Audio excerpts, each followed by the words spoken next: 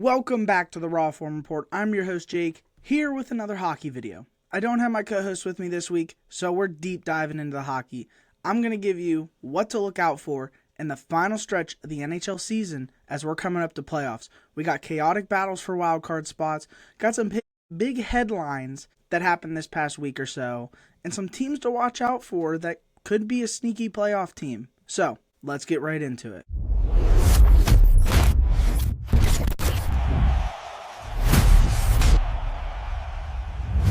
Big news in the NHL this week was that Vegas had a massive coaching change this late into the season. The Knights haven't been what they have since they became a franchise. The Knights have been pretty dominant through the Pacific since they became a team in the NHL. And they are third in the Pacific right now, which, isn't up to their standards. So they decided to make a move this late in the season, firing Bruce Cassidy and hiring John Tortorella. Crazy.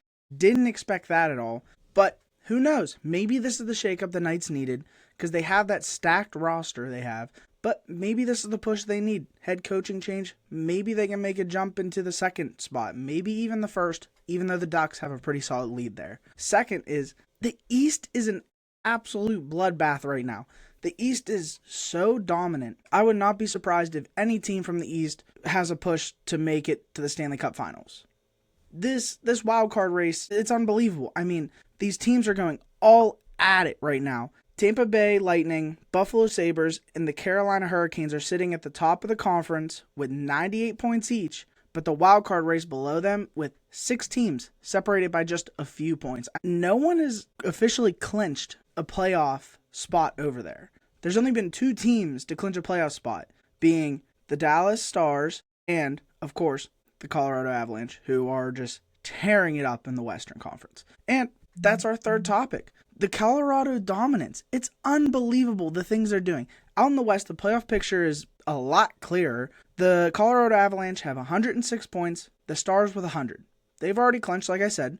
The Avs are the runaway favorites for the President's Trophy. Easy. And Nathan MacKinnon, he's putting up video game numbers. I mean, looking at these stats, it's unbelievable. He's on a completely other level. He is by far the most dominant player this season in the NHL. But some teams to look out for this season for this playoff push, I would say, would be my number one, the Pittsburgh Penguins. They're sitting right now on the Metro bubble with 88 points, and they are neck and neck with the Jackets, who are at 88, trailing the Islanders by 89 for that third Metro spot. And they've been here and there. They have 16 overtime losses this season, which is a lot. But they're finding a way to close out a lot of tight games recently these past few weeks. So hopefully they can get a few regulation wins, get them that push into a good playoff position. But every single game here, they got to play it like Game 7. They got to go all in or all out. But they're a sneaky team to watch out for in the playoffs if they get a good position. My second team to watch out for in this playoffs is the Canadiens. I mean, the Canadiens have been playing really well.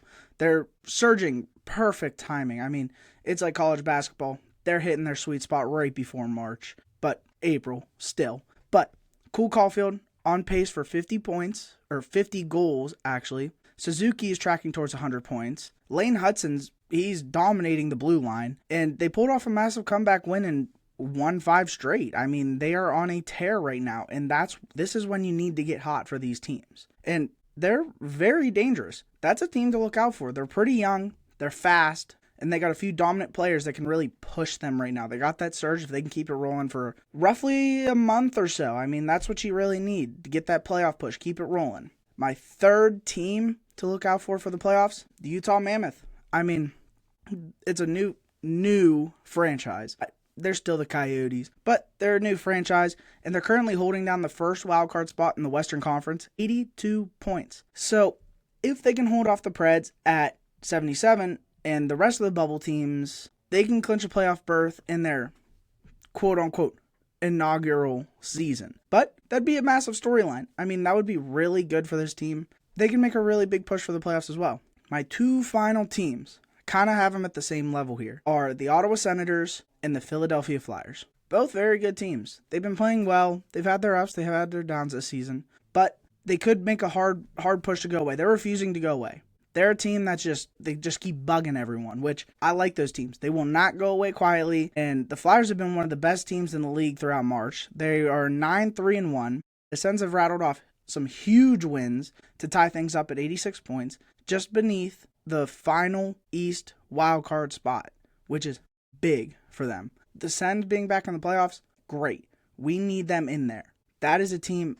Being from Pittsburgh, I'm not even a Pens fan. I don't want to see the Flyers in there, but they're dangerous too. Those are two good teams that we really need to watch out for this upcoming playoffs. My playoff predictions. The Metro / the wild card squeeze is very tight. The Eastern Conference is going to come down to probably the last game of the season. Whoever that is, it's definitely coming down to there. That's how it's playing out right now.